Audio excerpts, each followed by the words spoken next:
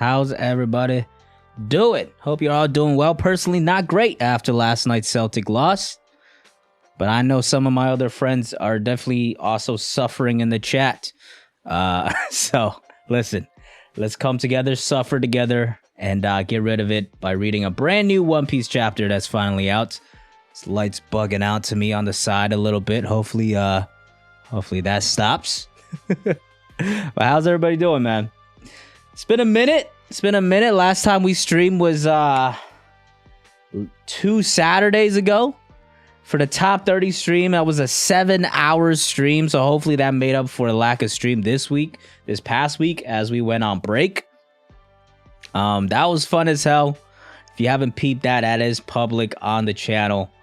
It's a really fun discussion. We had a couple people stop by. Parvision, Hidden Island, that One Piece talk. Of course, some of the regulars you guys see in chat. Nigel was there. He had a great time. Teddy was there. Zafama was there. Gave us a legendary list.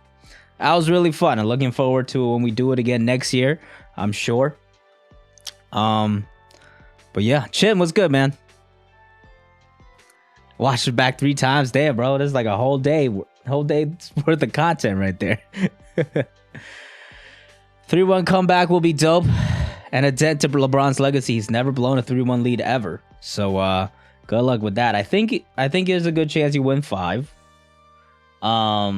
And then it's the road games, man. Can the Warriors win a road game? They have done that, I believe, for like every playoff series they've been in for like the past like 5-6 years or something like that, right?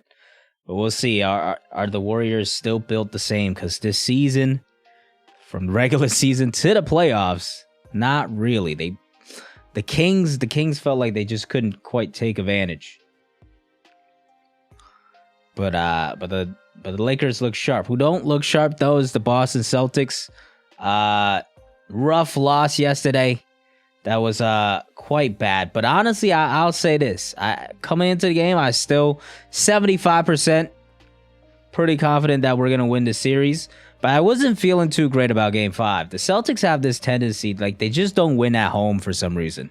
They're like 9-10 in their last 20 home games.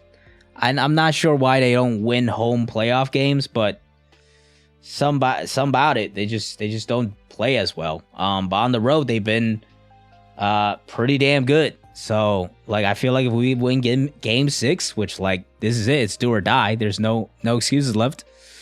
If you don't play well, you don't play all out, you're gonna get bounced. So, like, and I still think the Celtics are a better team. So I'm still 50% confident, to be honest. The reason I'm not as confident because it's one game. You can have Embiid go off to for 60 points and then you just lose, or all your shooters go cold or something like that. But I still think we're the better team. So we've won twice in a row already in this series. Just got to do it again. But no, it's that was a rough 2 losses there, back to back. And they played with fire. They fucking play with fire, and they're getting burned right now as we speak. Shout out Eric Spoelstra. Tatum and Jason is a casual. You're a casual, bro. We all know you don't watch basketball games. You just watch the box score. It's all good. Brown 50-point game 7. He's never scored more than 40 in a playoff game. So how do I get all these manga? You got the box sets is what I bought. Unfortunately, most of them are not on sale right now, so you kind of have to snipe deals, and just be patient and find one. But yeah, those are all my box sets. Eventually, I want to collect more than One Piece. It's mostly One Piece. There's some books there, as you can see. I'm not sure you can still hear me. We got some Harry Potter, some basketball books and stuff like that. Eventually, I probably want to get like Slam Dunk, some light novels as well. Not reacting to the chapter. I will react to the chapter. Don't worry. That is coming. But, you know, we kind of warming up, man. It's been a while since I've seen everybody, okay? Chin, how are you? I want to know. All right? Teddy, what's good, bro?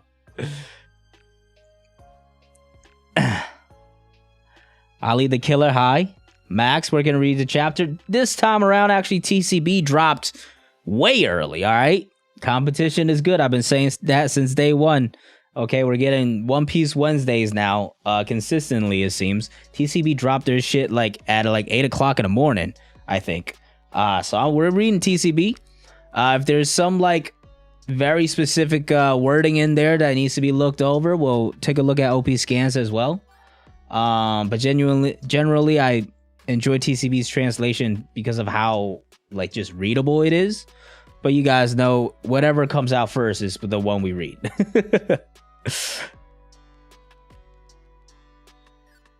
How's life? Life's been pretty good. I've been chilling. I've talked about this a little bit. I've been in a huge, massive creative slump. Just have just like complete writer's block. And like, I don't know, man. It's I think this is the longest break I've taken for making videos. But I'm gonna try to get myself back on it. Hopefully these new chapters. I think the pacing of the chapters recently is a bit rough. It's like we've had a break every other week for like a month and a half now.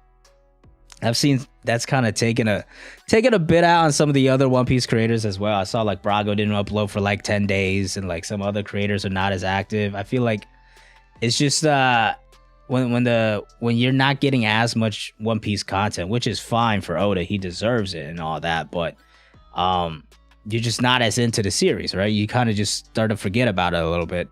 And yeah, I'm just trying to find a new format for content that I enjoy and people will enjoy at the same time. So I feel like that I need that to come to me first and figure that out first.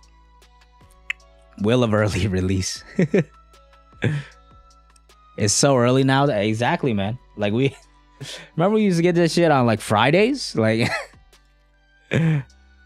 TCB fire in the back. He said, "You disrespected me long enough." Hey man, at this rate, this shit's gonna start coming out on like Mondays, bro. They're gonna get the spoilers. They're like, we're gonna translate this shit ASAP. Oh man. All right. That being said, I've dilly-dallied, I think, long enough. Let's get into the chapter here. One Piece chapter 1083. It is titled "The Truth About That Day." Now, I put Sabo in the thumbnail just because I took a picture.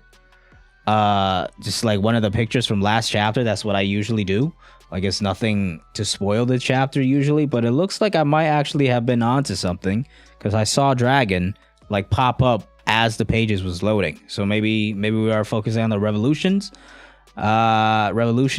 We do have Dofi return here on the cover page. I forgot to do this last time. Let me get on this real quick. We got Dofi here. Cover request by Mukoro Doflamingo, tending to a fallen chick and making a nest with his coat. Adorable. Don't see that side of Doflamingo too often. Nice and cute. All right, though. Let's get into the chapter, man.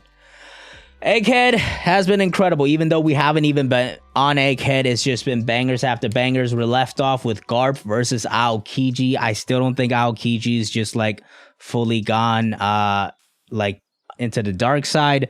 I think Garp will probably lose that battle if it extends on and we actually see they actually like fight to like until someone loses. Sabo is completely fine after tanking a nuke. It looks like we might be following up about that day here, but let's see. We start with, right in the revolutionaries. All right, here we go. We accomplished everything we set out to do. Kamabaka Queendom. What did Sabo see? Okay, we got all the revolutionaries there. Okay, now this is gonna be good. If we get information here, not only is it obviously good narratively in terms of what we get with like Emu and what did they see and all, like instead of just like all these bits and pieces, we finally could put the whole story together. The story a lot of people are curious about is, did Sabo and a few good men actually take out two admirals, or did they actually have some excuses like Akainu said, and they could actually won? I saw some people were saying this is low-key a power scaling chapter. But we'll see. We put our stakes in the ground last week, the top 30. Most people still had the admirals pretty high. But let's see if we find out something different. All 3 objectives are okay. So they had 3. It was to declare war, rescue Kuma. What's the third though? We officially declared war by destroying the celestial dragon symbol. Okay, so to destroy that. We rescued Kuma-san. Well, great job, but Dragon just let him fucking out of there. All right, so mission failed, I guess, because Dragon was like, hey, rescue Kuma. Psych, I don't care about him anymore. And freed as many slaves. Okay, so that's the third thing that they did. Shout out to them. I don't know what exactly that... Maybe that's what sparked the revolution a little bit. Because, you know, slaves got out there, start spreading the word a little bit. Finally, we managed to find and destroy the Holy Land's food reserve. Okay, so that was actually the third mission. The second mission was just Kuma and slaves to free them. Okay, I like the tactics actually going on, right? The revolutions, like, we haven't seen them too often, but, like, the fact that we keep seeing, oh, they're actually going after, like, the ammunition and, like, these suppliers, and now they're going after food reserves. Like, this is really starting to build them. We're getting more and more of the revolutionaries and Dragon. Like, it's all, like, starting to build up to that final war. It's exciting stuff, man. So what was the fallout? It was nothing to sneeze at, but we got the world's attention. And the Navy ended up sending in the big guns, okay? Let me hear it. Meanwhile, we triggered uprisings in 12 nations where we held strong influence, 8 of which were successful. Okay, starting to make some progress. Well, you say 8 were successful, but one of them vanished, the Kingdom of Lelucia. The headline censored everything, but the 7 others have all declared their intent to no longer pay the Celestial tribute or comply with the exploitative exporting of their resources. Okay. How are they going to defend themselves is what I'm wondering, right? Because that's the reason most of them pay for it in the first place. You know what I'm saying? I'm also quite surprised that, like, they're not, like, shocked about Lelucia just being wiped. You know what I'm saying? Like, it feels like maybe they actually know something about it. Now that they know, it's like, oh yeah, you say that, like, you know, 8 of them were successful, but, like, one of them just got wiped out. Like, we kind of expected that to happen, kind of thing. On top of that, the Revolutionary Army is attacking government supply carriers all over the world to stop resources from reaching Marijua. Okay, so they're fighting the battle on the sea as well. To I wonder, what is the goal here? Are they trying to really, like, just choke out Marijua? I guess, like, if they don't have the resources, they're not getting some of the Celestial tribute from these other places that have declared that they're not gonna do it anymore. They've destroyed their food supply, so now, you know, they're really desperate. They're also attacking other supply carriers. Is the war about to go down right now? Because that's what it feels like, right? It feels like that's what might actually happen first, is we're going to take care of the Revolutionary Army thing. Because, like, now they're kind of on, like, a timeline, right? They can't stop this stuff forever. They kind of have to take advantage of this right now. How long can they keep fighting off government supply carriers? You know, they're literally, like, all over the world. I can't imagine that, like, the Revolutionary Army is the same exact size of, like, all of the Marines scattered across the world. You know what I'm saying? So to me, this feels like the Revolution War is gonna be a pretty fast track to happen soon. They say the Holy Land's high up location makes it an impenetrable fortress. But we'll see how they like living under siege. Okay, Ivankov. They'll finally get a taste of what it is to live in poverty and go hungry. Okay. some vengeful shit right there from Ivankov. So is their plan not to attack it, or just to try to starve these people? Feels more vengeful than tactical, though. Hee-haw! That's what I call a result. Indeed, we may not be able to cut off all their supplies, but we're squeezing them slowly but surely. They must be struggling now. Okay, but what does that lead to? Does that lead to them just being desperate and, like, sending out more forces, and then what? You take advantage of that? There's got to be some sort of strategy happening here, no? Because, like, eventually I would assume the world government wins out.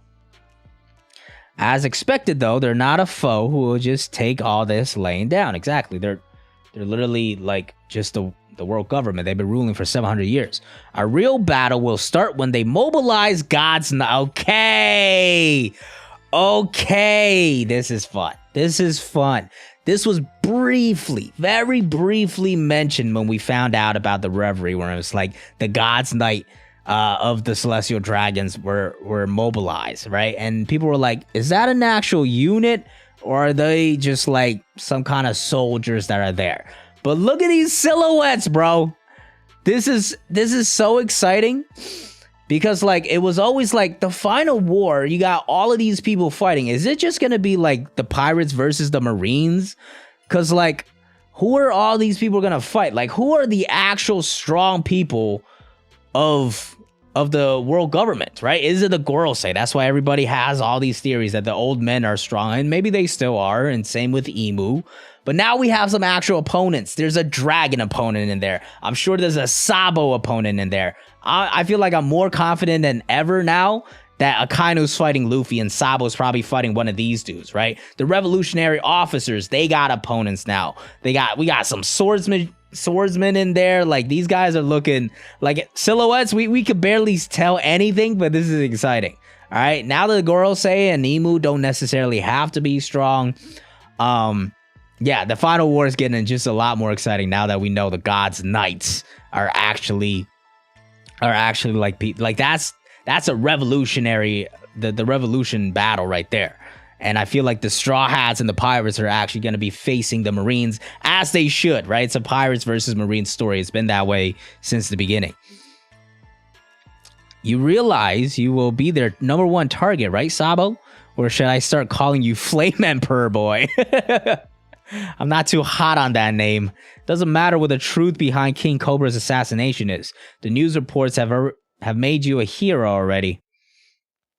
In the eyes of revolutionaries everywhere, authority figures within the world government are hated for being subhuman monsters. While there are certainly many malignant, power-hungry despots who deserve that reputation, there are also a number of intelligent and fair rulers too. Yeah, it's a hard balance, right? Trying to get the world to recognize how bad the world government is, but at the same time to, like, pin that focus on the Celestial Dragons rather than, like, just the world government as a whole, right? Because they're not all bad. And Alabasta's King Cobra was in a class of... Exactly, he was a good guy. They're kind of taking it a wrong way, so that's another thing for Vivi to kind of figure out, right? To be like, hey, like, my father, despite, you know, Alabasta being an original 20, we kind of left and we did our own thing and we're good now. Everyone considered him to be an outstanding sovereign. Unfortunately, misinformation spreads faster than nuances like that. This might be cold to say, but while I feel bad for what happened to King Cobra, what's he about to say here? I think I can live with this all played out if it helps fuel the flames of rebellion. Okay, he's taking advantage of the situation. They could kind of, you know, correct the information later. This is more important for their cause. Now he's drinking away. Man, you really are unshakable. Then spit it out already. Give us the news. What really happened? Oh, they got a picture there as well. Okay, so Cobra definitely got off by Emu. Sabo comes in, maybe try to save him. Was too late. They snapped this picture. He recognizes Emu. Let's see though. Is there any truth behind this scoop? We all shed tears over this, desperately trying to find an explanation because we all wanted to believe in you. Let's just say this. That was a little dramatic. All right. That was a little dramatic. Everybody crying because Sabo killed King Cobra. That was, I don't think you shed tears desperately trying to find an explanation. I think some of you might have shed tears to try to throw off the audience.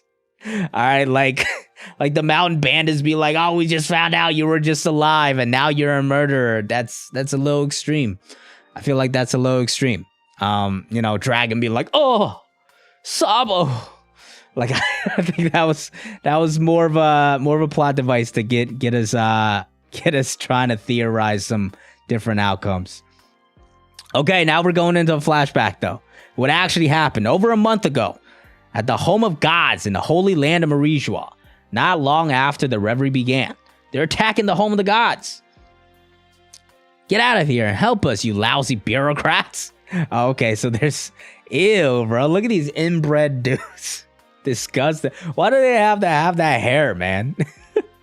They blew up our storehouse. The intruders are within the Revolutionary Army. We're under attack. It's the 4 captains. Wait a minute. Okay, it's the 4 captains of the Revolutionary Army. This is outrageous. First, they attacked our beloved symbol, and now the plebs have taken away our exquisite food. Does the jealousy of these vermins know no bounds? I don't even want to keep the heads. Just dispose of them at once. After that, summon all those dreadful bodyguards and have them executed. Those miserable wretches allowed this to happen on their... I can't wait to these people to just get offed. I can't wait, bro. This is like... This lady right here is like Karen personified to the extreme, bro. Like, ugh. Just like such vile humans here. You depraved snail. I told you to hurry. All these like slaves there. Why would you do something? What would you do if something were to happen to me? I don't know. Be pretty fucking happy, dude. I've had enough. I'll walk myself. Consider yourself fired, you useless piece of trash. Jesus. Oh, looks like he gets saved there. Is that Karasu coming in clutch? Yep. My gun. Who do you think you are? These guys, like, please, somebody, like, punch him, like... That's why the Luffy punch was so satisfying, man. Mutter, crowing suit. Okay, there's another crow. What's his powers? We still haven't gotten confirmation yet. Escape to the last city. Okay, the crow is just talking, I guess. What? Okay. It's a revolutionary army. Okay, they're shooting him. Ooh, it's looking like maybe he's a Logia? Because he's just tanking these bullets like it's nothing here. Get Saint Plumbing to safety. Let's riddle this scum with bullets. Blast him till there's nothing left. I'm guessing he's a Logia. Is this... Because we haven't seen Awakened Logia yet. Maybe he's like a Tar Logia, and he's awakened it, and he's able to create like these crows out of that substance. Let's see, huh? Don't tell me there's really nothing left. Shh. Uh-oh, what is it? Obeli suit. Northern cap, the suit fruit. Okay. Yeah, so it looks like he's a Logia with a suit fruit. The fact that he's able to create a crow? I wonder if that's awakening. That would be interesting. Just absolutely decimated them. Got his nails painted all stylish as well. Laser shooter. Okay, here's Lindbergh coming through. I'm surprised Lindbergh wasn't in the Mads, to be honest. Hurry up, gather at the east side of the city. We're gonna get you out of here, okay? Thank you so much. You can thank me when you're free. Thank you so much. Okay, so there's them free more slaves. Southern Captain Revolutionary Army Lindbergh. They're really all going over there. They're really going at it over there. Okay, here we go. They're headed this way. Hurry up and release everyone. Leave it to me. Karasu versus Fujitora. Crow. No, hold on now. If you guys tuned into the top 30 last Saturday, 2 Saturdays ago, two of the biggest bets I made, one was Shiryu, because I think he's gonna fight Zoro. The other one was I put Dragon at 2. Now, if these revolutionary officers really show out like this, the Dragon stocks are gonna be high, bro. I don't care if he showed nothing in the story, the Dragon stocks are gonna be sky high if these revolutionary officers go in and actually fight toe-to-toe with these admirals. Crow, Renkin, and they're fighting head-to-head. It's quick. Looks like Fujitora is coming back. And we got... Oh my god, yeah, we got Morley going up against Green Bull. Oh boy, this boy sure likes to play rough. You're the one destroying the city. Just cough up where your leader went off to. You shouldn't sniff around and stalk people, you dirty little perv. Stabbed him right in there. Okay. All of them, it's not even a 4v2 right now, people. It's a 2v2. Fujitora, what do you think you're doing? I'm calling in a meteor strike. Don't be an idiot. That's a terrible idea. There are 2 admirals here. If we were anywhere but the home of the... Okay, so they have some excuses, as they said. Home of the gods, that'd be more than enough power to turn any battlefield upside... Okay, even though they're going toe-to-toe, they can't go full out because they're Marijua. Okay, so that's fair. Even if you ignore the handicap, the revolutionary captains are doing well enough to stand their ground. Okay. Just goes to show there are no pushovers. Now, this is, I'm sure the power scaling discussions are already fired up. To me, this is still a nothing burger. Okay. I think it proves that, you know, they can scrap, but I don't think it quite proves they could scrap at the same level as the Admirals just quite yet, because the handicap is still there. But we know these guys could definitely scrap. So the Dragon stocks are still a little higher. I don't think they're sky high quite yet. Chapapa. Okay, it looks like all the CP9 have become CP0 as well. Yoy! Hold on, what's going down here? You're as bad as him. Watch where you're swinging. Ryo Kyogo, I missed this earlier. Ryo Kyogo, I'll see to it that if you hang... Wait, what? I'll see to it that you hang if any of us get hurt. Damn, it's impossible to fight here. Okay, so there's another excuse, another handicap for them. Now it looks like they're fighting back. It's just some back and forth action. So yeah, so they held up pretty well, like 2 on 2, 2 on 3, it seems. But of course, there's a handicap that's going on. I do wonder why the CP0 didn't step in. Like that, nothing was holding them back. So are they low key like scared of these revolutionary officers? Should we have put them a little higher up in these lists? I don't know. Some people had like Rob Lucci in there. Sabo, don't you have the keys to these collars yet? I just found out where they keep them. It won't be long. Huff huff. Limburg, what's up? Kuma-san's in the Pangea Castle too. What? Okay, so he's coming after Kuma here. There's Charlos, just completely beat up. I just spotted him with that dumb father and son saint duo, Roswald and Charlos.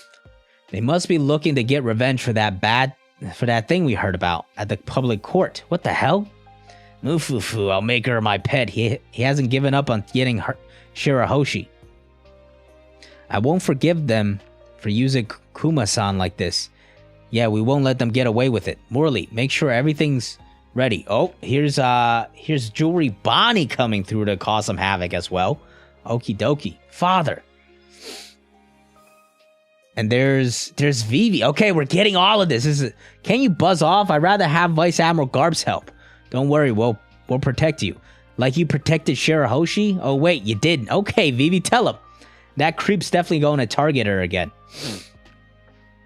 I'm afraid only King Cobra has been permitted an audience with the 5 elders. Okay, so there's Cobra going in. But, Chaka, Pell, okay. Here's Pell. This is your time to shine, baby. You've been brought back for this. This won't take long. It will be tedious for you to wait outside. It'd be a much better use of your time to look out for Vivi. She's always been a mischievous one. You can't let her out of your sight for a second. And that's it. That's the end of the chapter. Okay. What's the purpose of this meeting? I guess we gotta follow up with this next chapter then. We're not going back for Egghead for a while, people. We're not going back to Egghead for a while, it looks like. But rock solid chapter, nonetheless. Pretty good stuff. I think power scaling wise, it doesn't change too much for me. We essentially found out the revolutionary officers are legit, which shouldn't really be that much of a surprise, I think.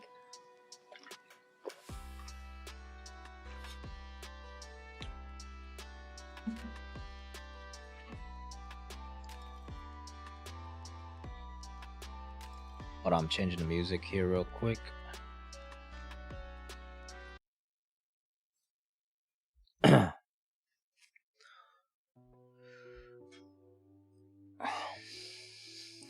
VV Giga Chat. King Cobra, RIP to the legend.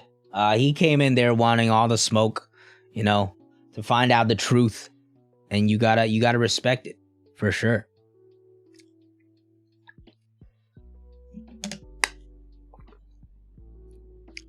Cobra died by the stairs. He couldn't even make it up there.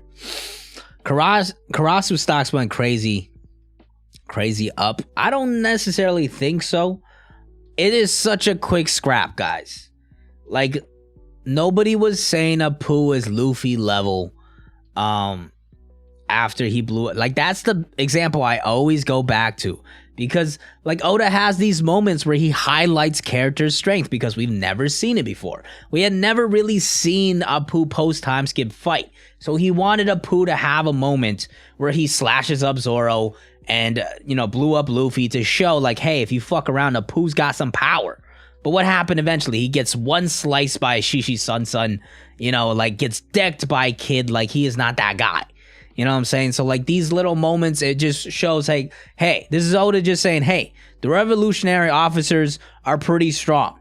But, like, they're not Admiral strong because I'm also putting on this handicap and it's, like, nothing to overreact to. Stone Crow, thank you for the super chat. Karasu was the best part of the chapter. His powers were easily the dopest. To find out he's actually a Logia. I'm curious, like, now if, like, Logia Awakenings lets you create more stuff. You know, now we're thinking about like a Kainu with like the magma fists. Is that like him flying out of the sky? Is that awakening? Looks like Karasu's really able to like use these things like in the environment. They're like popping out of the ground as well, right? So like, is that another thing? We saw Aokiji and Akainu. When they were fighting, they just completely changed the environment of an entire island. That was probably the most exciting part of the chapter, but more of a setup chapter, more or less in this one, I think. Still a great chapter though. Apu is Jack Sparrow. How did Cobra age like 10 years? Yeah, man can't even walk anymore. He's been down bad.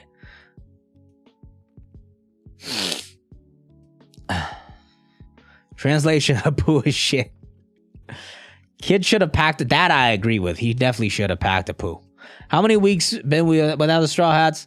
Yeah, like, I'm shocked. It's been like, this is like a huge intermission, man. Like, this is, we might go 10 chapters without the Straw Hats at this rate. Like, because next chapter, I don't expect it either. Like, it'd be kind of weird to leave off here and then not follow up with the Straw Hats. I feel like you have to follow up with the Garp and Aokiji stuff still. Eventually, though, we got to build back up. The beginning of Egghead was great for Straw Hat stuff. You know, and like the past chapters have been fantastic. But obviously, like, I am getting to a point where I'm missing the Straw Hats a little bit. I'm not gonna lie to you. If Sabo Commander is doing this to Admiral, imagine what Sabo could do if Dragon trusts Sabo to do. Imagine how strong he is. My man got so excited he forgot how sentences work.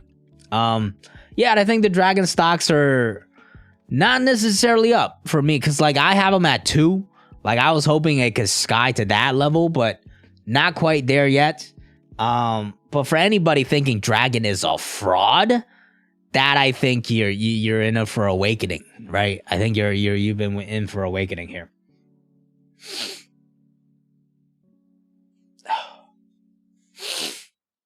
The Will of P can't save Cobra. No. Pell, the greatest background character to get brought back, just stands in the background and delivers one-liners. That was his purpose for being brought back. Holy Knights equals Toby Ropo. I think that right there, there's got to be, maybe there's a Holy Knights captain that like Dragon can fight, right? I think there's a Sabo opponent in there. It looks like how many were there? Like 9 of them, right? There's a good amount of them. 1, 2, 3, 4, 5, 6, 7, 8, 9, possibly even 10 with this little head here, but I can't say. There's at least 9 of them. If there's 9, there's 9 Straw Hats. Could it also be Straw Hat opponents? But like, who's gonna fight the Marines? Maybe it's that way around. Maybe this Maybe the Revolutionaries fight the Marines. And then the Straw Hats have these God's Knights. But I feel like that's like the Celestial Dragons are what the Revolutionary officers are going up against. Maybe that's why we got introduced to the Vice Captains, right? Like last chapter. And those are the fights that you get for the God's Knights. I feel like the God's Knights, there has to be a captain in there that's top tier that Dragon fights. Probably a Sabo opponent in there. That's the route I would go with right now. And then Luffy and the Straw Hats fight the Marines. Because that makes the most sense, no? Like Marines fighting pirates. And then Celestial Dragons and World Government fighting revolutionaries. That to me, like, that's the answer. How strong do I think Sabo is? I think he's right below the Admirals. That's, I think, where I placed him last time around. I think he needs to show a little more to prove he's quite above that. Because up until now, I wasn't really sure who his endgame opponent really is.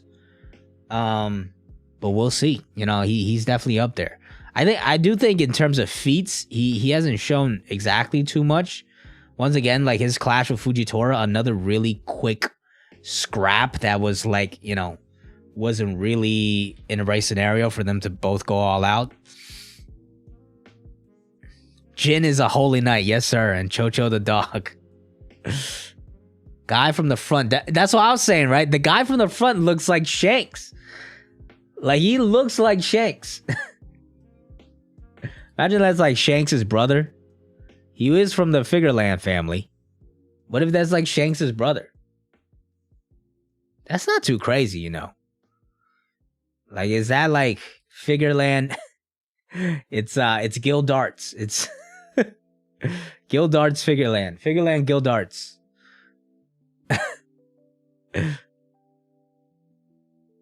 Red-haired Banks. Wanks.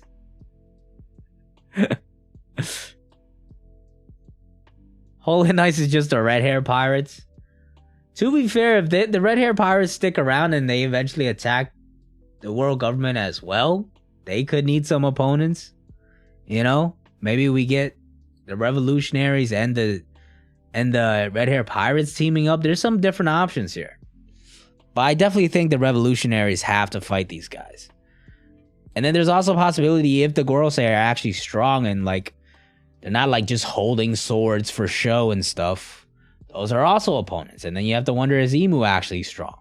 And I think both of those could go either way, to be honest. Because like on one hand, you got to imagine if they're not strong at all, what's stopping these actual strong people from just taking over? But at the same time, it's like by manipulation and power and wealth, they've been able to kind of stay in control that way. I think that makes sense as well. Gorosei have to be strong. They're planet names. The sword is what really kind of locks it in for me a bit. Makes me lean towards they are strong. Like, why would you hold a supreme grade blade in the Shodai Katetsu if you're literally not strong? Like, he has it by him all the time. Is he just a weirdo? Like, red hair blanks? Blue hair banks? Unlucky boo. and Chen Beckman. Oh my god. Unlucky poo. Unlucky poo.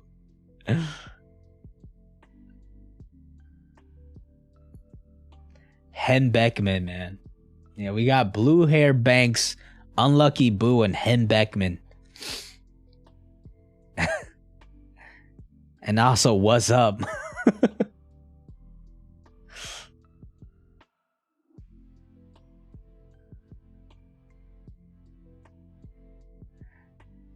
Yeah, like if they're weak, what's stopping Akainu from... That's what I think as well.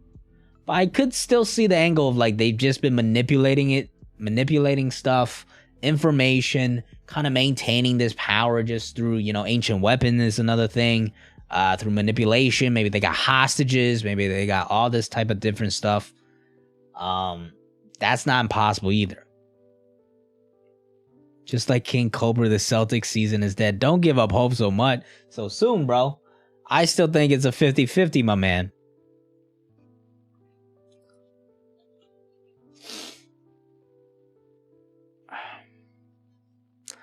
Let's see what we cook in here on Twitter if we missed anything.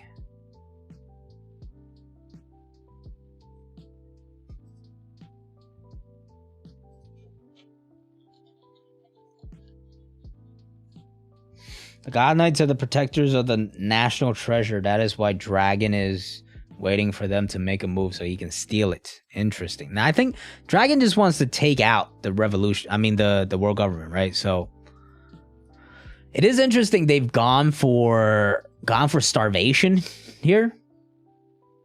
People are saying is the bandit from the East Blue.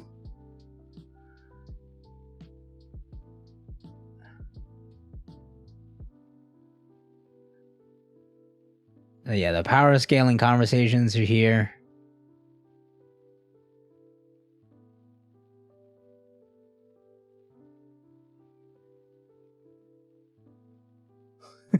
People are making the red hair pirates jokes.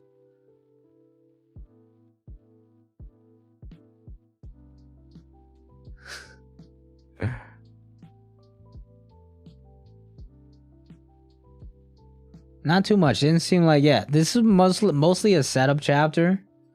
Not too much to discuss, I think. Beyond beyond what is. I think the most interesting stuff is probably the tactics at hand and how this thing is building up.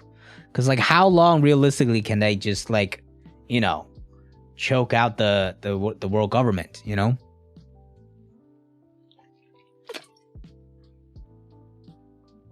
Rockstar, stock bar.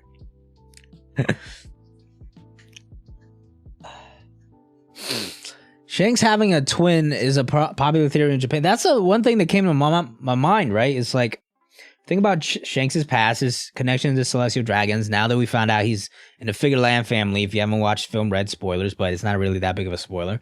So, like, like, that silhouette just looks like way too close to Shanks. That literally, like, if you showed that silhouette to a One Piece fan before this chapter, they would say that's Shanks. They would probably say that's Shanks. So, like, that could be a really cool way to, like, that's like a classic shonen thing, right? It's like, oh my god, my long-lost brother, my own blood. I gotta fight you to the death. Our lives are on different paths. It's like a classic, like, anime shonen type of trope.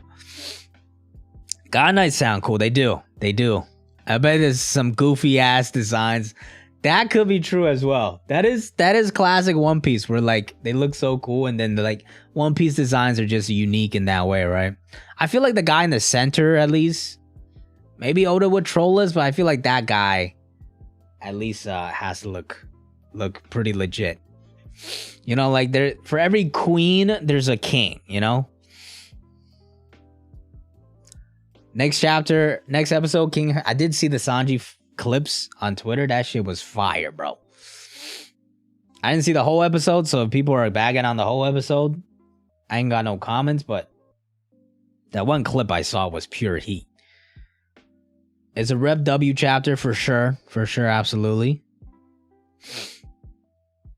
Do you think Oda will show us the meeting next week, or will they blue ball? I don't think you can. I don't think you can leave off on Cobra like this. Like, that right there is like, you need continuation. I think you need continuation on that. I think maybe we won't see everything. I think at the very least we got to get the Cobra stuff. Because there's other angle for Sabo and the Kuma stuff, where, like, Bonnie could be the one to reveal that part of the story, and that's how we get back to Egghead, because she's also involved in that part. She didn't mention it as well and kind of teased it while we were on Egghead.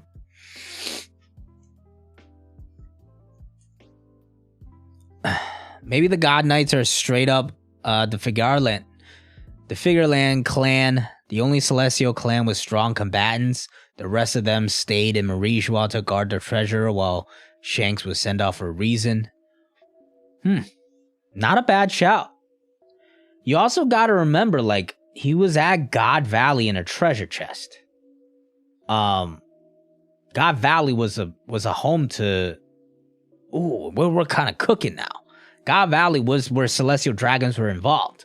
So it's the Figureland family where they deployed there because there was action going on and the Rocks Pirates had arrived, right? And then Shanks was kind of just lost there somehow and then like stuffed in the treasure chest.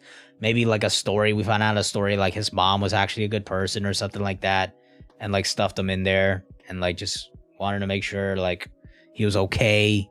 Like there's a lot of different ways you could go with this. Shanks being a celestial dragon, like, and how he's kind of come around to that. There's a whole story there that is getting more fascinating than ever, man. The Naruto connection, I like that. Shanks is conqueror, so he can't be bound by nobody erased that thought. What do you mean?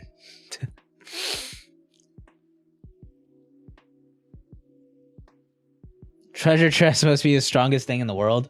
Maybe they like threw it in water or something, right? Like this, like there's different possibilities. Because like, why do it in treasure chest? Because at that point you're banking that he's gonna be discovered by pirates. Because like that's why you would put him in a treasure. It's like, oh, if I put you in a treasure chest, at the very least the pirate's gonna take you, right? And if it ends up in a bad pirate's hands, that's not gonna work. So we know that like Garp did help celestial dragons during that. So was it a case where like there were good celestial dragons in there, and like they were like, hey, we gotta get Shanks off to the right path because these celestial dragons are not good.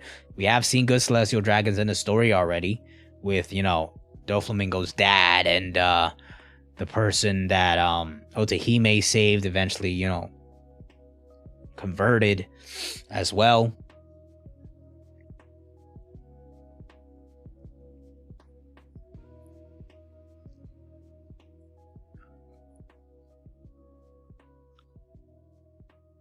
Bro survived entire war. It was pretty wild, but a lot of people survived. You know what I mean? So maybe he just got that treasure chest out of there quick. He don't want Bonnie to see his eggs. Garp protecting Shirahoshi? Probably, right? Because that's what happened eventually.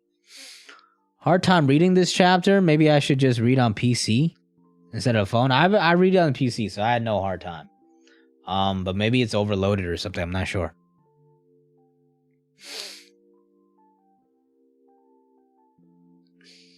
It's a long read. The Shanks stuff is really interesting, even though it's pure speculation now, right? Like, like we didn't see Shanks or get any confirmation of his information in this chapter, but that silhouette's really got us cooking here a little bit. If he really is blue-haired Banks, and the Figureland family is like this family that was protecting, protecting the, God Valley, the world government in general, and the celestial dragons. What is Shanks' plan then? I'm sure he's found out things. He's still a pirate though. His origins at God Valley. Was there somebody good, somebody bad? That might be something I make a video on, I've been trying to get back to these just like fun discussions.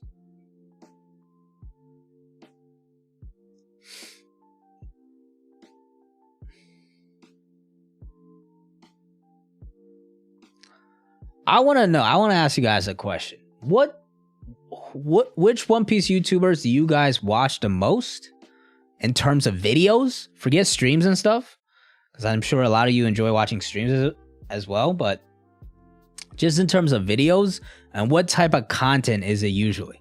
Drop your top One Piece watchers. Exclude me. Because I haven't even made any videos anytime recently. And if you want to add in as well, like what about the videos makes it I guess makes you watch in terms of like makes you interested and also makes you watch fully through. Grand Line Review, O'Hara Brago Grand Line, O'Hara, Grand Line Teching, Threeville's Theories. Grand Line Brago, Morge, O'Hara, Tekking. O'Hara 2. Cole. Me and Tekking, Brago. Because there's so much diversity within the space that I think is probably more hard than ever for newcomers to come in. And it's also becoming harder for old people that have been around for a while to kind of break into newer content, you know? I like theories a lot. Makes your brain think even if it's bullshit. Watch Grand Line. He makes interesting points like Buggy actually becoming the Pirate King.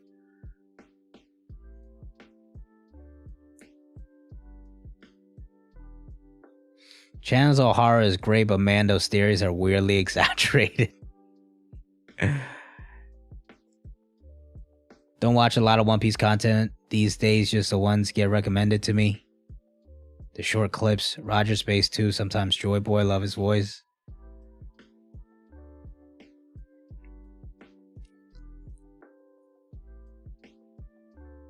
Interesting. Well, Grand Line's really interacting, and wow, that was a thing 2 stuff. Parvision, Tekken, Grand Line. What up, Kev? Shorts are the best now for lesser time. See, that's the thing, right? The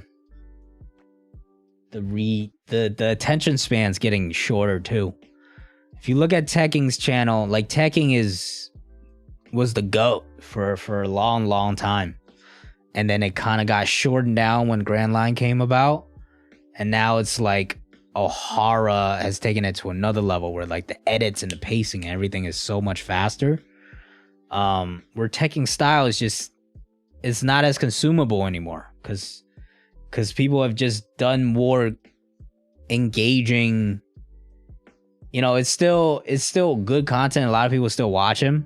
And like Tekken to this day, there's not a single One Piece content creator that I've watched more than Tekking. Right? I used to fall asleep to like those discussion videos he made back in the day during quarantine. But like it's just hard to sit through a 30-minute video. Especially now there's so many options, not even just beyond the 10 to 20-minute videos that is, you know, more standard, that is loaded with more engagement.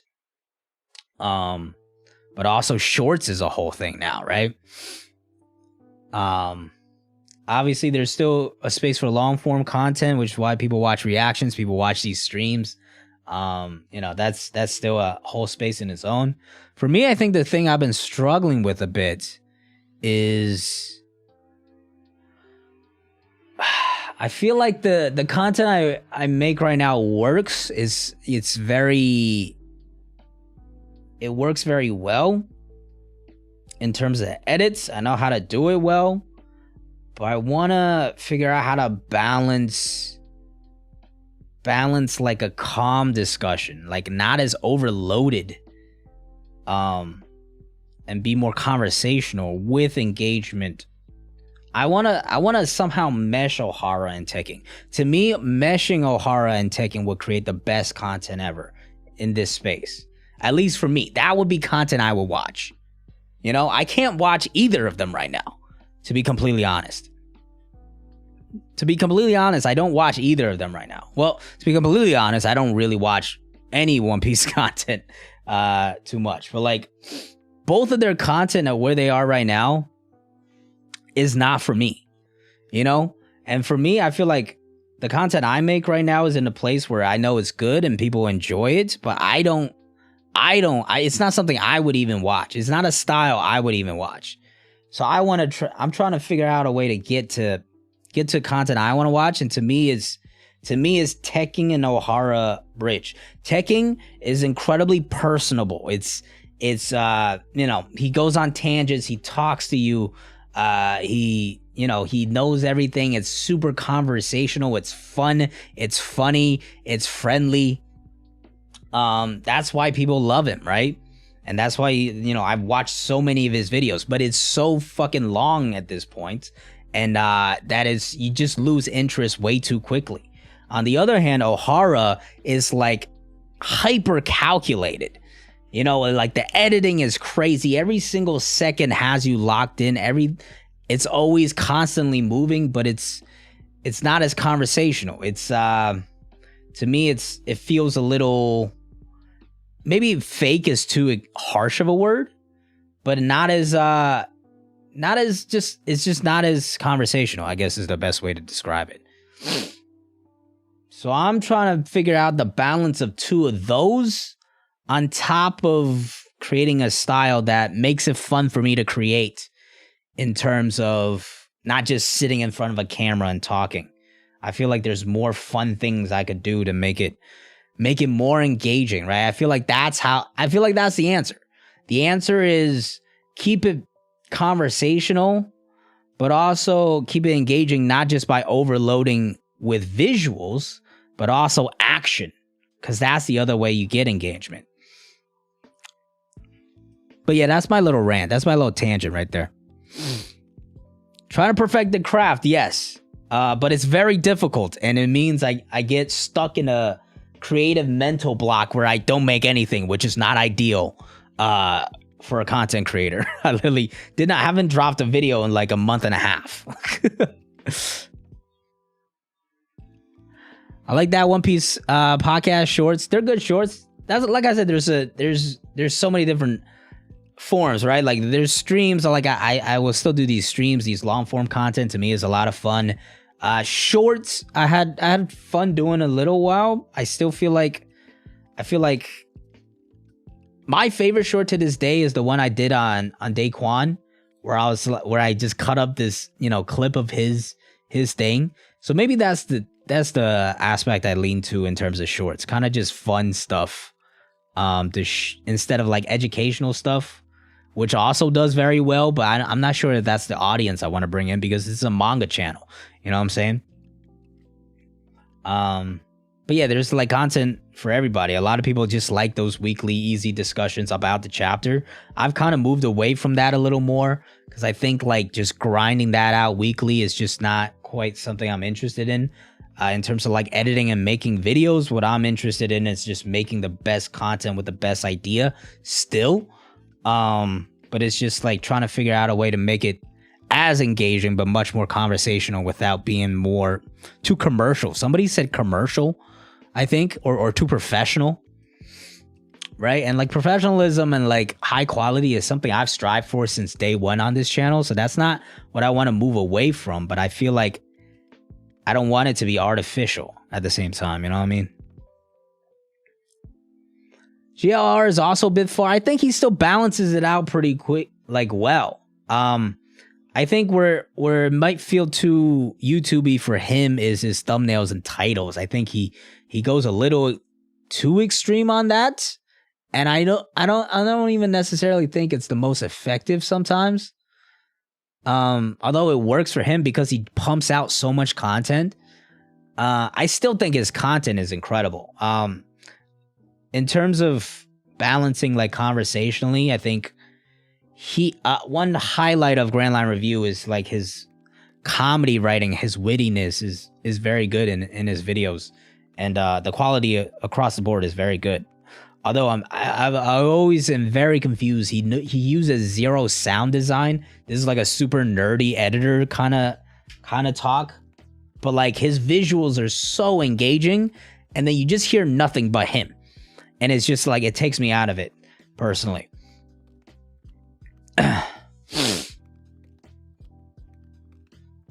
Just hire someone to edit your vids. It's not that easy, boss. It's not that easy. I ain't just made of gold like that.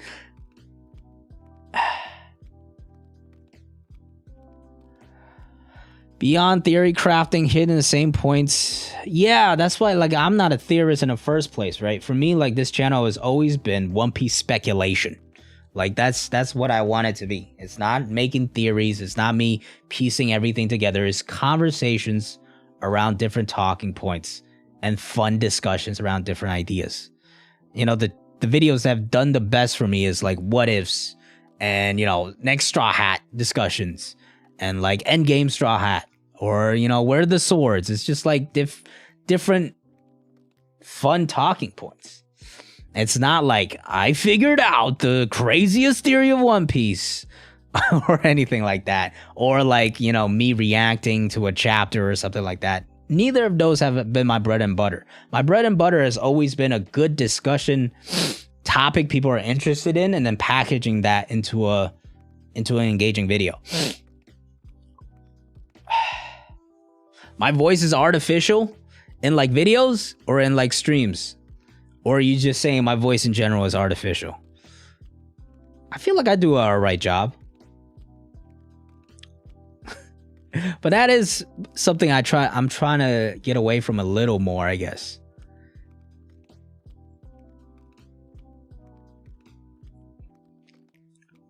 Theories are weird for me. It honestly creates a certain image and expectations. That's another thing, right? I feel like I don't want to kind of go into that either. I think these discussions is always a back and forth I want to keep. I never want to, this is the thing. I never want to like, I think it was, whose stream was I on recently? Was it on Hidden's channel? Might have been on Hidden Island's channel, where he was like, what is something, it was either Hidden Island's channel or Kev DOG's channel, where he was like, what is something you died, like a hill you died on? And I was like, that's not really my lane. I don't really die on hills, There's like, because everything I talk about is always like, this is what I think is likely to happen, but like, I'm never like, here's like, let me overload you with theories, and this is like my flagship that I'm gonna die on, The only thing I had on that was like Yamato joining, and look where that got me, you know what I'm saying? So that was the thing I brought up, but like outside of that, like even when I theorize and speculate about stuff, I've never like planted my flag in anything. Collaboration joint streams is fire. Yeah, I've been having a ton of fun doing that. We've done multiple collabs this year. We did one with Randy on his channel, Hidden on his channel. I was on Kev's channel last week as well. I was on I mentioned Hidden already, I think. We did the top 30 stream. Next week, I'm going to be on Daxake's channel. So yeah, your boy is moving around in streams while he's trying to figure out what to do with content. But yeah.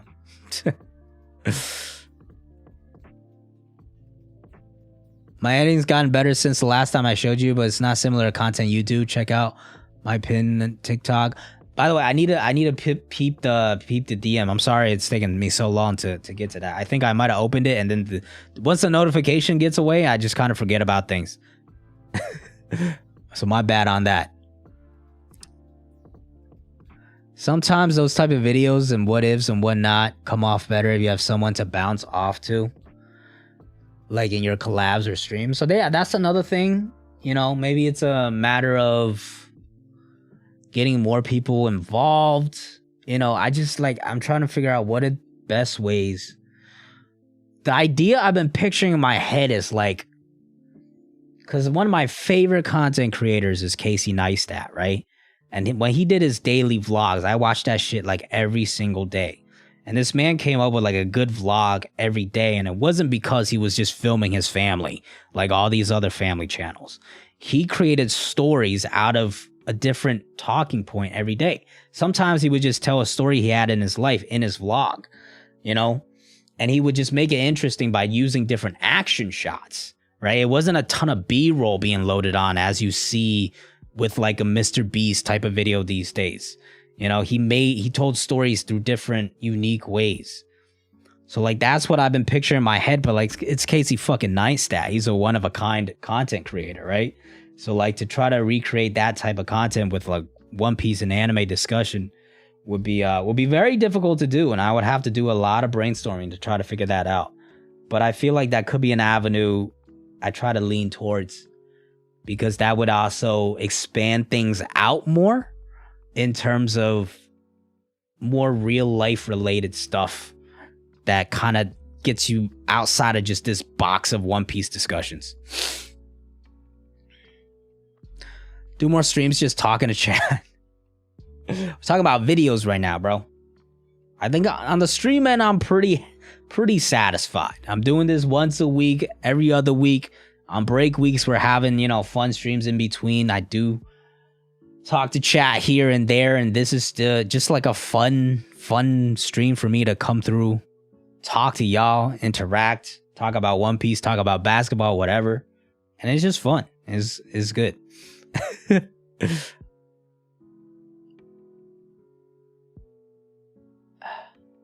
One Piece content creators, anime in general isn't what it used to be. The thing is, like, I feel like it's a lot of the same stuff is the thing. There's very few hyper unique people, like Giguk is one of them. Or I forgot his name. Is it JLJarx? Right? Like the Black Air Force videos is like hyper unique content like that you don't see too often. Cause it's hard to be that. There's only a few of those guys.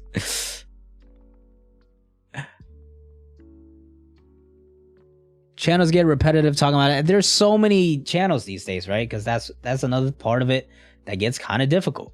Is people start to kind of repeat the same stuff. It's the same kind of discussion videos. I feel like in general, if you look at the One Piece space right now, there is a bit of burnout, not just with the audience, but with the creators as well. Especially people that have been around for a while. I don't know if it was like Wano was kind of draining for everybody, I think. Like there's still a lot of hype on like the current chapters, and the streams have been popping for everyone.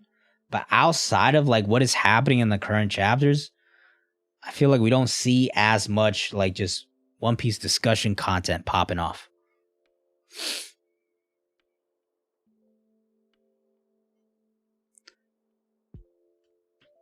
Reviews on other One Piece YouTubers' content live. That's just me talking. I'm not out here like breaking down and critiquing them, but I think it's a fun conversation to have. I'm not afraid to like, you know, talk my talk because I'm not disrespecting anybody, you know what I'm saying? We're being respectful and having a conversation. Heat will make it to the finals? I don't know, man. Eventually, I think they got to run out of gas. Cause sense of burnout from many of them. I feel like it got getting kind of stale. Like he posts infrequently. It's the same format with the same jokes. To be fair, I don't watch every single one of his videos. But like, I do think he's pretty unique in his comedy that nobody else could quite replicate. But maybe he is getting stale over there as well. But like, if you look at like anime reviews, nobody gets views like getting millions of views on every anime review. Same with JLJarx. You know, because it's just a unique type of, you know, comedy or delivery and view in general. Loop the Castle? Don't know what that is, to be honest. Yes, but no other One Piece content does that. Grand Line Review did for a while on like Dude in a Room. He doesn't really stream is the thing. I'm sure if he streamed, he'd probably talk about it a lot.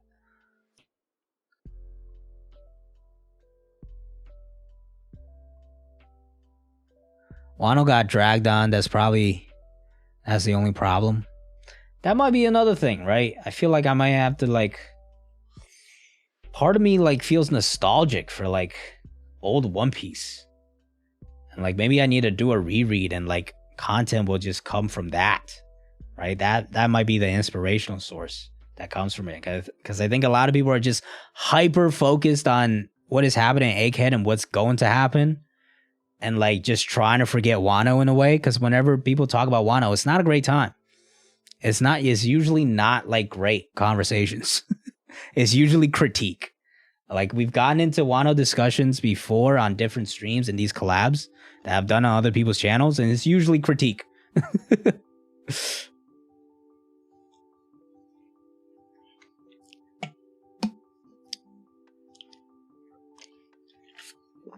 Branching out to different anime too. That's very much harder to do than said, because I've developed a core audience that is focused on One Piece. That is my core audience. So I can't all of a sudden just drop a fucking JJK video or some shit like that. Nobody's gonna watch. If it's really good, sure.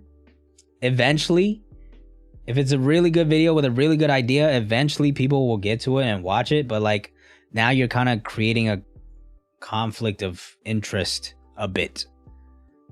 So you kind of have to work into it somehow. You know? Scamboli is another good one. Yeah.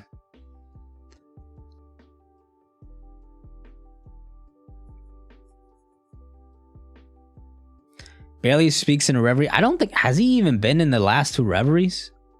He hasn't even shown up. I don't think. Like, I don't think Grand Line or O'Hara has... I wasn't at the last reverie, to be fair. Was Grand Line or O'Hara in the last one? Because I think the one I was in 2 years ago, when Morge hosted, don't think Grand Line was able to make it out to that one. And O'Hara and Joy Girl had showed up for like an hour, I think. To be fair, they're both in like opposite ends of the time zone, but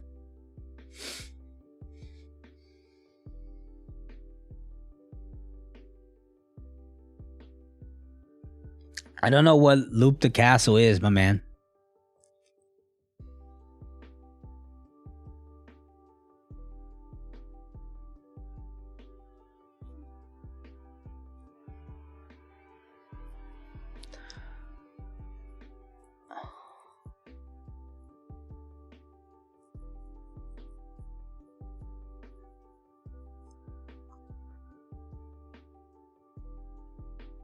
Lucifer, what's good, bro?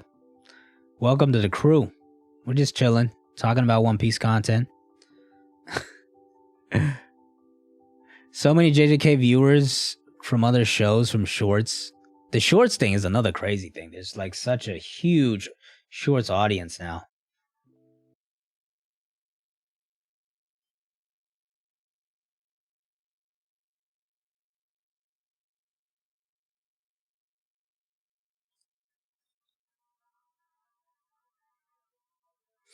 Should they still be called the Egghead arc? I think eventually we'll go back to it, right?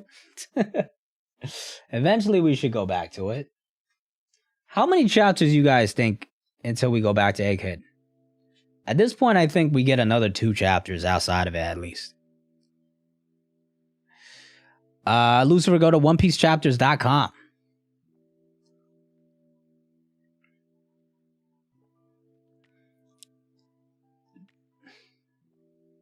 Katekyo Hitman, Libon.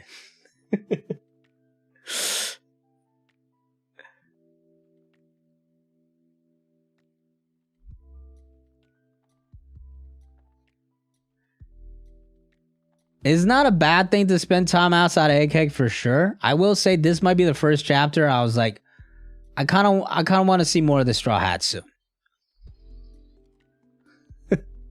Yeah, he was getting a little too excited. He's fine.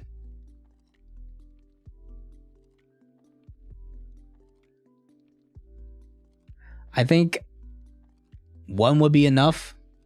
You got the revolutionary stuff. I feel like you still have to follow up with the Garb stuff a little bit though. The One Piece live action, by the way.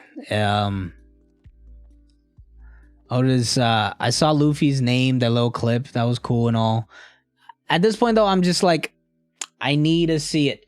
I need to see it to know. I think the people behind it have great intentions. I think Oda is clearly behind this as well. There's reason for optimism, but it's really hard. It's incredibly difficult to translate to live action, as we've seen, especially a story like One Piece, right? Like I've met the writer of the show. I've talked to him, Matt Owens. We talked for hours after film Red at the bar. I met Emily Rudd. Talked to her. She's Nami. They're both, you could clearly tell they're both huge One Piece fans. They love this stuff. They want to do right by it. You see the comments from Oda. Clearly he is supervising as executive producer. He wants this thing to go right. You see the other writers on it. The budget they're spending, the set they're building, it all looks pretty damn good. But how does it actually translate? We need to see it to believe it. Like that, the trailer is gonna be the first like real thing that I take away, in my opinion. Right? The trailer for me is gonna be like when we finally see what Luffy's gonna sound like. What's his interaction gonna be like? Right? Until we actually see that and like his powers and all that kind of stuff, there's nothing that I can really take away and be like, yeah, that makes me feel real good. Or like, now I definitely believe that's going to be good or it's going to be trash, you know? Hard to break the OP threshold, like vid commentary outside of it. Yeah, but it's a hard balance. The thing is, like, to make the video quality that I have right now on this channel that I've established as of like 5 months ago, it takes like a week and a half for me to make a video. So like, I feel like that's also part of the reason I've been kind of just stuck. Cause like I want to like, before I make anything, I want to figure out a direction to go. Cause it takes so much time. I don't want to half-ass a video, spend a week and a half on it, and then just like, cause I know it's gonna slow me down if I'm not into it as well. So like, it's like, it doesn't leave much space for experiments because it takes up so much time. But at the same time, I'm literally doing nothing as we speak, so I guess I'm just wasting time. What is it called? It's an analysis paralysis, I believe is the word for it. Where you're trying to like hyper focus on how to do something right so much that you just don't do anything. I met Nami Swan. Yes, I did. She was at the Film Red premiere back in October of last year. And then everybody was there. JD Legend was there. Randy was there. That One Piece Talk, Hidden Island, Parvision. We all kind of, Rogers Base. We all kind of just hung out for a while. Up until like 2, 3 a.m. I barely made the last train back home, and I had to drive home from like New York. But it was well worth it. It was a fun ass night.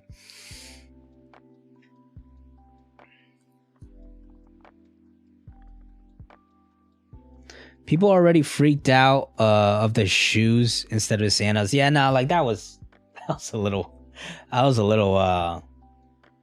overreactionary, I do think. Like if that's already that important to you, like the fact that you're gonna be mad about sandals not being there, like that's what you're worried about, like down to that minute of a detail. The live action is going to be very hard to it. It's going to be very difficult for you to actually like the live action if you're expecting that much detail to be translated.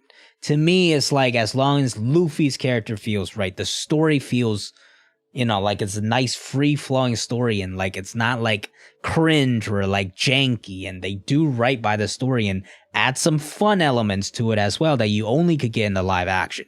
That's what matters. You have a good free-flowing story that is enjoyable. That's what matters. Who the fuck cares about sandals, dog? Like, sure, it could have been a cool Easter egg, or not even Easter egg, or a cool thing to have because the sandals are like a big meme in the community. But like, you don't have sandals, you don't have sandals. Is it still a good story? The sandals are not going to take away whether or not the story is good. You know what I'm saying? Do I think 8 episodes is enough? Depends on how long is it. An hour an episode? You know, like things have to kind of be sped up a little bit. 8 is kind of rough. I think a lot of people thought there would be 10. We have to get through, let's say we do 1 episode of Romance Dawn. The thing is, they can also shift the story a little bit to kind of make it work, right? You don't have to do a 1-to-1. As a matter of fact, I don't think you need to do exactly a 1-to-1. Don't go full Cowboy Bebop and just change core aspects of the story. But like, make it work in your own pace. You are the writer now. Like, you're adapting this. It's an adaptation. It's not a replica, you know? Even the Wano anime, why is some people liked it for the better for some episodes? It's because they expand on things, you know? a lot of people have decided they just hate it and just have not given it a chance, you know, for sure. And that's the only thing I think I push for a lot of people, because I have met the people behind it. I have seen the messages coming out from Oda and the production crew and the head writers and the producers that they really care about this thing. They are trying their best, for sure. Give it a chance. There's a lot of money behind it. Go into it with an open mind. If it's trash, then it's trash. But don't judge it way too early and hyper focus on the little details.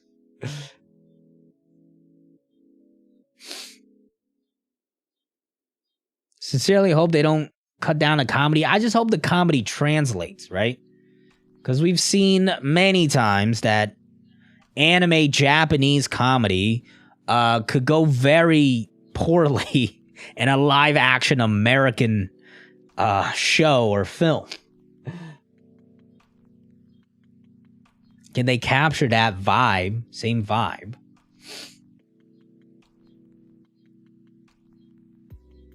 Because like even the dub kind of struggles with that a lot of times with some animes, right? If you don't get the right voice actors to translate the same energy, you know, it just comes off kind of weird.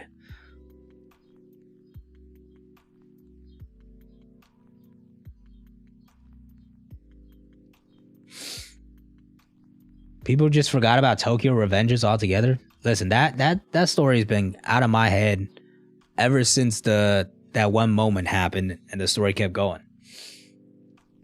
It ain't out of people's head in Japan though. It was like the third or second most sold manga all year last year.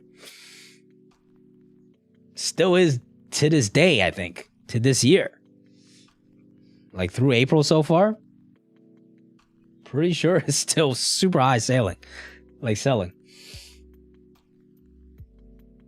You know what story I want to catch back on? Is One Punch Man. I miss One Punch Man, I'll be honest. That's the one story I dropped, not because it was boring or anything, just because like I kind of forgot about it.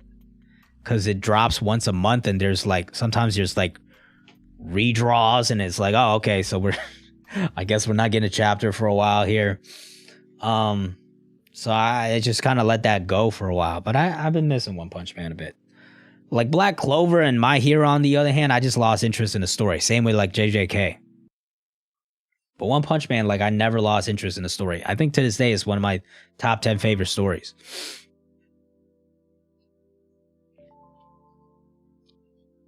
But sometimes it's just hard to get into a story once you've left it for a while, right? You have to kind of refresh your mind on like what the fuck's actually going on. Who are these characters?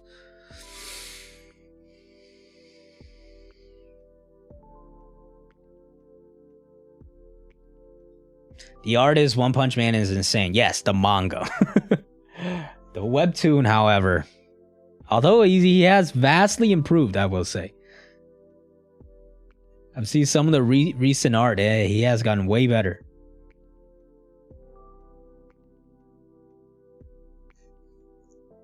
Just caught up. I've been seeing so much hype around it. Like, I definitely want to catch back up. Black Clover, Harry Potter? That's a random comment. What does Black Clover have to do with Harry Potter? OP Scans in the chat. What's good, guys? What happened this week, man? TCB got your number this week. I'm just playing around.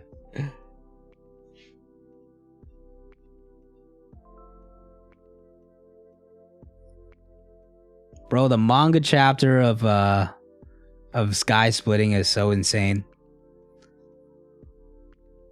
Luffy's voice actor is also the main character. It's also the main character of Loop. Oh, so it's an anime, okay. Or maybe it's like, here's the thing. I was about to say I'll put it on my list, but honestly, there's so many things on my list I haven't checked out that I'm gonna be real with you. I'm probably not gonna watch that anytime soon. But I appreciate that recommendation. It's on my mind now, and maybe eventually I'll get to it. Don't start something now. I'm just playing, man. You know I'm just playing. I've said from day one, competition is good.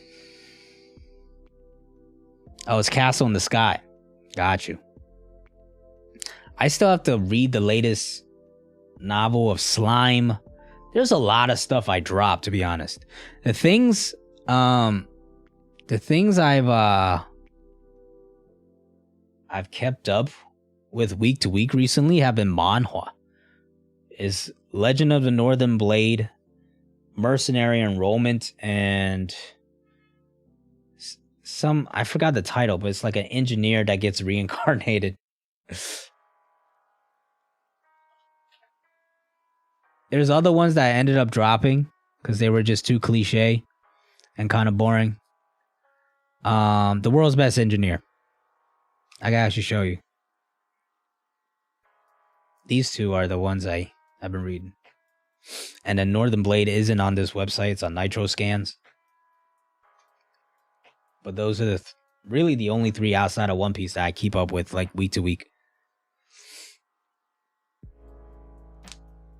Mercenary Enrollment just has good action.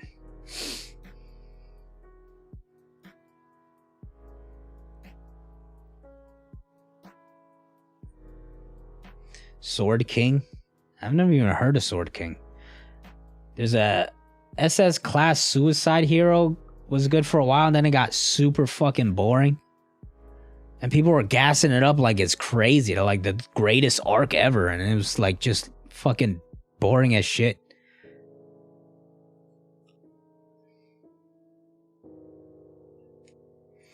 Chinese manhwa?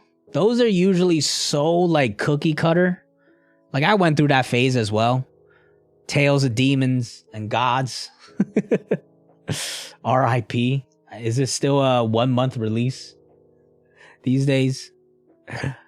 But those get way too cookie cutter. It's the same shit about like, oh my god, here's my sect. Yeah. Omniscient Reader's Viewpoint is good. I caught up even to the web novel.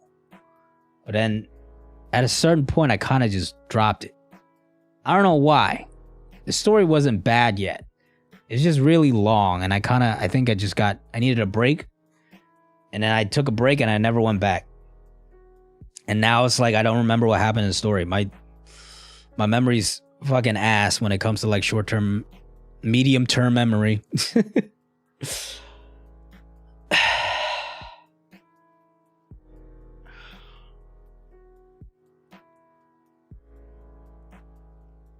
If you like Slam Dunk, yeah, you've been telling me that, man. See, like I said, like it's one of those things. I'm like, yeah, I'll put it on my list, and I just never get around to it. Overlord Danmaki. Overlord I read for a while. Overlord is like, I read up until like book 5 or book 6, and I stopped. The other one, it sucks that it got boring.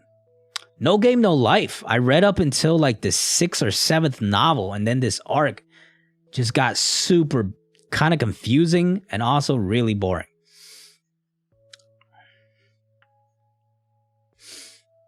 And I just can't get past it. I literally reread. I think I even reread No Game, No Life like again, and I got super into it. And then I got to that book again. I was like, oh shit, it's still just as boring. No, Aoashi is fire. I love that shit. It's slam dunk, mate. No, it's slam dunk Haikyuu vibes for me. I haven't seen Major. It's slam dunk Haikyuu vibes. Like you can really like. It's not like some like superhero edgy shit. Like I know Blue Lock is super popular and people love that shit, and it's got its own lane. But like these types of stories where it's like super realistic, you can tell the author fucking loves the sport. That's my shit. Slam Dunk, yeah. Slam Dunk, that's why Slam Dunk clears for me, because of the comedy.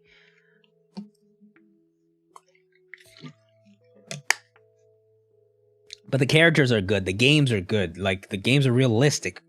There's actual strategy and all that type of shit is really good. Blue Lock for me was junk food. Like, that for me is like a classic junk food manga. Like I binged it for a while and it was fun seeing like these people just like fight through and go fucking crazy over like superhero soccer.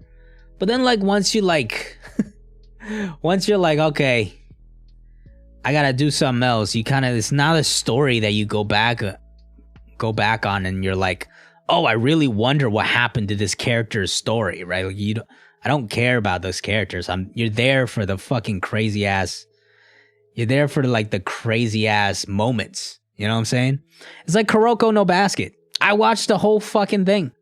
I watched every single episode of Kuroko no Basket, and then I read the fucking extra manga that eventually got made into the movie. I enjoyed it. It was great junk food. It was great junk food to watch those crazy ass basketball plays going.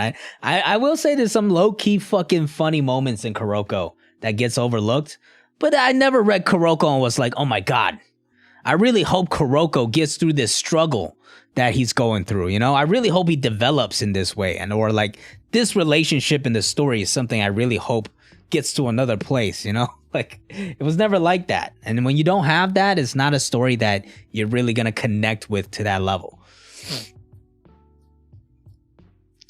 But it wouldn't have made sense for Kuroko going to zone. He's not that good.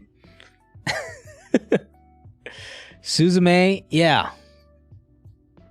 Me and Tina are gonna get around to watching that soon, I think. Vagabond, yeah. Vagabond I've heard good things about, but the story's not finished. So for me, it's like, I don't know if I care enough to read it. It's the reason why I've never like continued to read Hunter x Hunter. Because I don't know when the fuck that thing's gonna end, or even if it is gonna end. Game 6, Tatum, I don't know what to expect out of this team, man. Tatum's had a weird playoffs, because he's actually gotten way better at things he sucked at last year. Finishing at the rim, he's been great at that. Not turning the ball over, he's been great at that. His turnovers are like almost halved. But he can't make shots. The guy can't shoot threes anymore. It's fucking weird. I think it's a 50-50 we win the series. I still think we're the better team. I think we can easily win 2 in a row. But I don't know how, I can't trust this team. I haven't trusted this team all year long, to be honest with you. I think talent-wise, they could beat anybody. At their best, they could easily beat anybody. Can they get there? I'm not sure. And it's kind of rough looking at all these other guys that cross in the playoffs, from role players to stars, stepping up. And none of the guys have really had any games like that. Jaylen Brown's not going to leave. Is going to leave if we lose. Well, we'll see tonight, because All-NBA gets announced tonight. If he gets All-NBA, he probably gets offered a Supermax contract worth like $300 million. That's pretty hard to turn down. The move these days is to accept the contract and ask for a trade if you want eventually. Okay, I don't see him rejecting a 90 million, like a 90 million bonus, essentially. Claymore? No, I have not. Check that out. Spy Family, that's a good reminder. I need to catch back up to Spy Family. Spy Family feels like a story that I will catch up when it ends, though. You know, because it's like a sitcom-y. It's like Kaguya. It's like a spy version of Kaguya, is how I would describe it. It's like a sitcom-y week to week that has an interesting underlying story that's happening. But it's kind of difficult to keep up with week to week and stay excited about it. So I feel like, because like that was the same thing with Kaguya. When Kaguya ended, I read like 100 straight chapters and caught up. And it's one of my top 3 probably favorite stories. Reginald Drew, welcome to the Elite. Appreciate the support, man. Went to Game 3 Philly for my B-Day. That's exciting, man. That's fun. Good game to go to, too.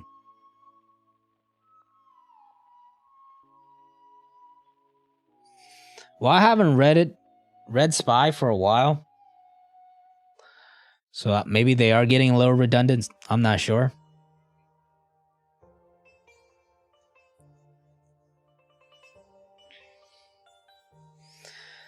Kuya, what do you think of the moves you guys make this offseason? You're looking at $46 million for Klay Thompson, who's gonna opt in. Draymond has a player option. So it might not be up to you whether or not he stays or not. Let's take a look. What else? I'm not sure if the new CBA goes into play this offseason, because if so, you won't have access to like a bunch of shit because you guys are paying so much money out. There's a player option for Dante DiVincenzo. I feel like you have to accept it because that's still an asset. Bench warmers, Andre Iguodala and Jermichael Green are going to be gone. And then everybody else is still locked up, including Jordan Poole, who's making $28 million, $31 million, $33 million, $35 million.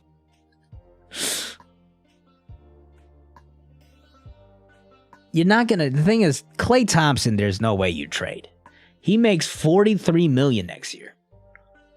There's no chance Klay Thompson is getting traded. Draymond Green, the thing is, if you're like, hey, Draymond, we're going to trade you, he might just opt out. He might just opt out and leave. And because I think he could probably still easily get around 20 plus million in the offseason. I don't know who'd be willing to pay him that, but he could just as easily opt out. And then outside of that, you don't have anything. Are you really going to trade like Kuminga and Moody and like, I know they're like nothings, but like, I don't think their trade value is too high either.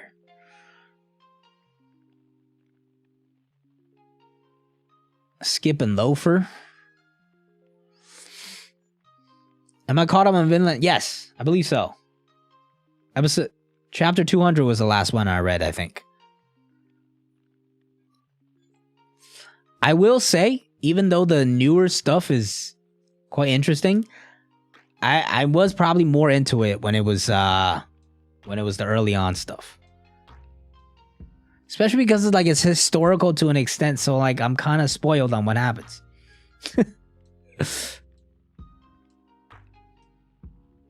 Jordan Poole fleeced the Warriors. How strong the Gods Knights? I said this earlier. I think they're going to be revolutionary officers, opponents. We talked about potential of one of them being blue-haired Banks, Shanks' brother. Because Shanks is from the Figureland family, and maybe there's something involved there with them being at God Valley and Shanks getting stuffed in a treasure chest. Maybe that's a dragon opponent. I think those are clearly revolutionary opponents right there that we've now got. And then we're going to get like Straw Hats or Pirates versus Marines. Season 2 of the anime is 17 Farmland. I caught up to the manga, so it's much easier to consume that way, I think.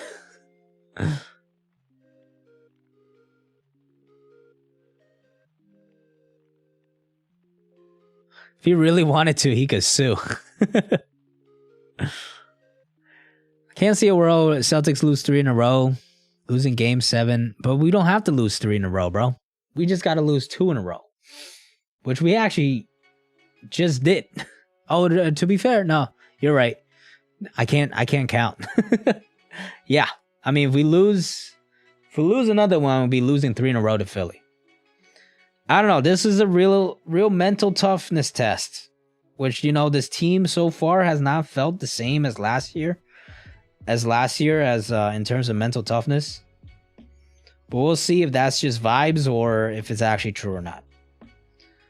But I will say this team just still doesn't feel like it's ready. Which is fucking weird. After they just lost in the finals, you would assume that will be enough for them to get their shit together. But apparently not.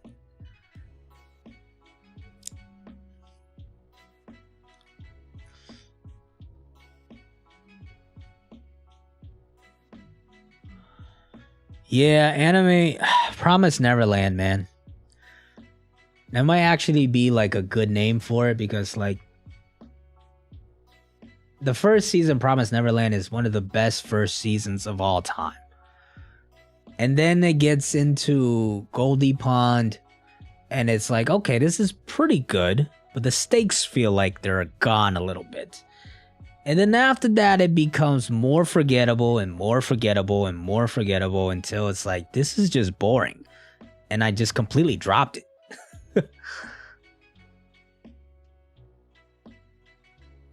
David Ortiz, appreciate the super chat. Shows how stacked the world government is. Garp, Sengoku, Vice Admirals, Admirals, Fleet Admiral, Kong, Gorosei, Emu, Holy Knights. A single Yonko crew will never win. I mean, yeah, that's the hard part of it. They're the world government. They've been in control for 700 years for a reason. Don't forget, they also got an atomic bomb that could wipe out an island at any time. You know? Plus all the little groundwork they've established to manipulate and control everybody.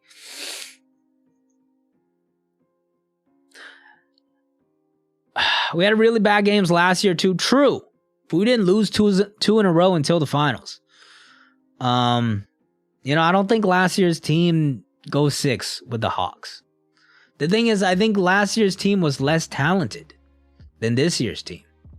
Like, Rob is healthy. We got Malcolm Brogdon. Derek White has been better. Jay's got better. I think that's the thing. There's more talent this year than last year.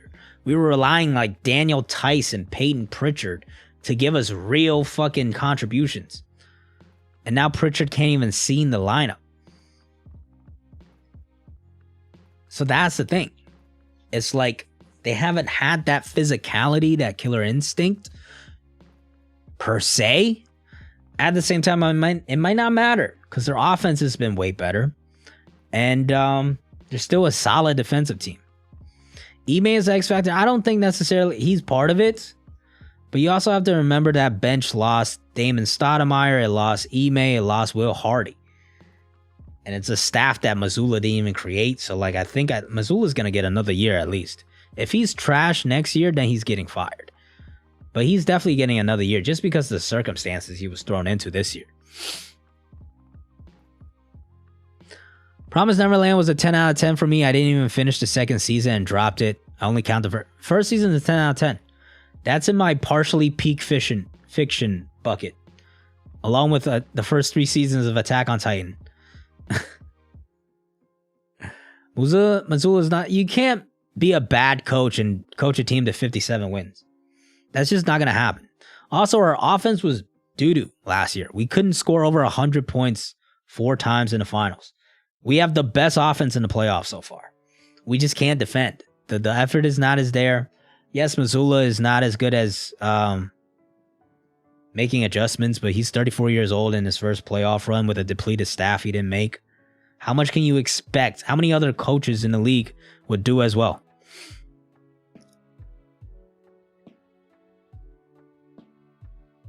Yeah, too many people put blame on him, absolutely. Way too many people put blame on him. We are still live in this bitch. Probably not for much longer. We're getting close to 2 hours here.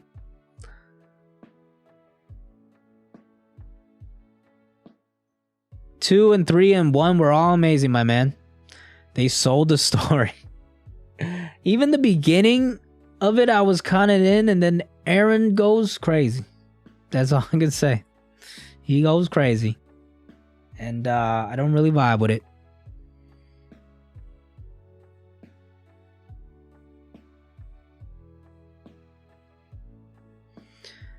Anime, I mean, yeah, the anime is it's kind of like Demon Slayer effect, right? Where like the anime is fucking superb.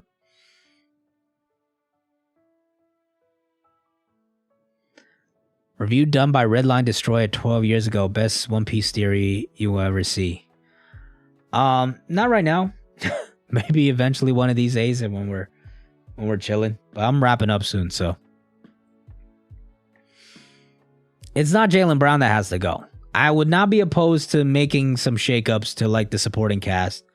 Because Smart, he's been great, but is he good enough to be your third guy that you have to rely on to make the right choices and, you know, make the big shots? Like it just feels like he is, like I love Marcus Smart. He's like probably my second favorite Celtic on the team. it just feels like he's a little underqualified for the spot he's in right now, and it's not his fault. And like, he does his best, he shows up, he, you know, always plays his ass off to do what he needs to do. But we just might need somebody better. And like, Horford's getting old. Rob has not been looked the same at all. So like, you can definitely make some moves. We still have all our picks. Like, I don't see why we shouldn't pursue some higher level guys. Because we have 3 guards. Like, we could definitely move a guard.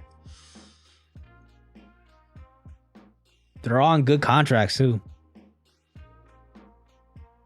Really good before games 4 and 5. Really good, but not elite still, you know? David Ortiz, thank you for Super Chat. The Holy Knights are combative Celestial Dragons. We kind of talked about that as well. If it's related to Shanks, maybe they are to like the Figureland family that are like the only, you know, combative Celestial Dragons. There's maybe they were at God Valley because there was action going down. There's a lot of interesting stuff that could be going down there. Besides Slam Dunk, need new basketball anime. True. We really haven't had that many. There's Real, but that, I believe the story wasn't finished. Kuroko, obviously, but that was like, you know, that was his own thing. That wasn't real basketball. Wendell Carter is a great Al Horford experiment. I don't see a reason they would trade him. And I also don't know how, if he's like a win now player that you need. Al Horford, despite being clearly lost a step this offseason, this is like the worst playoffs I think he's had. Probably as a Celtic, honestly. But like, he's just so smart. You know, he knows what to do. Move Brogdon, he makes so many, he takes so many stupid shots. That's the Brogdon give and take, man. Like, he's gonna get you buckets. He's been highly effective in this series, but he does have tunnel vision. Part of me just wants to see what it looks like with Derek White as the starting point guard and just empower him in that position, because he's not going to take too many shots. He's always going to move the ball. He's going to defend. He's a better 3-point shooter naturally. And you just got to taste the risk that he's not going to make the clutch plays that Marcus does sometimes by being aggressive. And then hopefully you can maybe get something out of Marcus that could fill the need somewhere else. We don't need 3 dominant guards. Yeah, Smart. Nah, I like Smart is one of my favorite players. But it just feels like he's the guy that you probably have to move because he is so good. Is the thing, because he is so valuable that he's like just slightly underqualified for the position he's in right now. But like for some other team, he could be really valuable. And maybe like we get a guy back that we need more.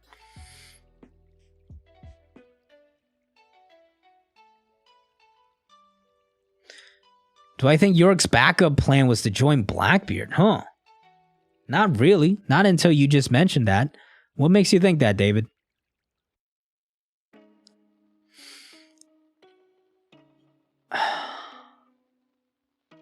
Chainsaw Man lacks comedy from the manga. Still great though. Just lacks the same comedy vibes.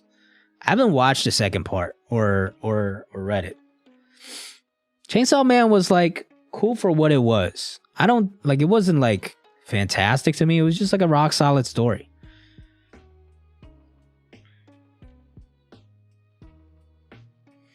Random flex, my English got evaluated as C1 by ChatGPT and even my first lang. Elite, bro. Good shit. Can't believe Morley held off Green Bull, but that's because, you know, they said it. Green Bull can't go all out. I take nothing away from power scaling in this chapter.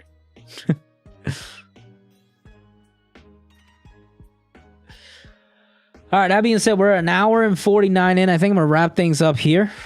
Rock solid chapter. We'll be back next week for the chapter, like I mentioned earlier. Probably will be on Dax Sake's channel next Friday at 2 p.m. EST. Talking about the next chapter, whatever happens. So be on the lookout for that. content eventually will be coming, hopefully soon, when I figure things out. But in the meantime, I'll be here every single week with a stream for y'all to kind of kick it back and chat, because I love doing this stuff. All right, everybody. Take care. Stay easy. Have a good night. Good rest of your day, wherever you are. Peace.